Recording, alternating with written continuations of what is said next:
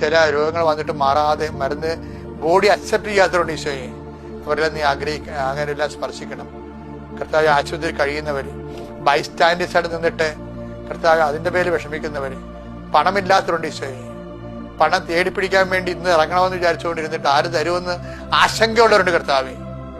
ഓരോരോ ജീവിത മാർഗങ്ങൾക്ക് വേണ്ടി കുഞ്ഞുങ്ങളെ പോറ്റാനും മക്കളെ പഠിപ്പിക്കാനും കല്യാണം കഴിച്ചു വിടാനും വീട് വെക്കാനും ഒക്കെ സാമ്പത്തികമായ മാർഗങ്ങൾ സ്രോതസ് അന്വേഷിക്കുന്ന ജോലി അന്വേഷിക്കുന്നവരും കർത്താവ് താൻ കിട്ടാനുള്ള ഇടങ്ങളിൽ നിന്ന് അത് വിത്ത് ഹെൽഡായി പോയിട്ടുള്ള അവിടെ ഉടക്കിപ്പോയിട്ടുള്ള എല്ലാ സംഭവങ്ങളും തിരികെ കിട്ടാൻ വേണ്ടി പ്രാർത്ഥിക്കുന്ന കർത്താവെ.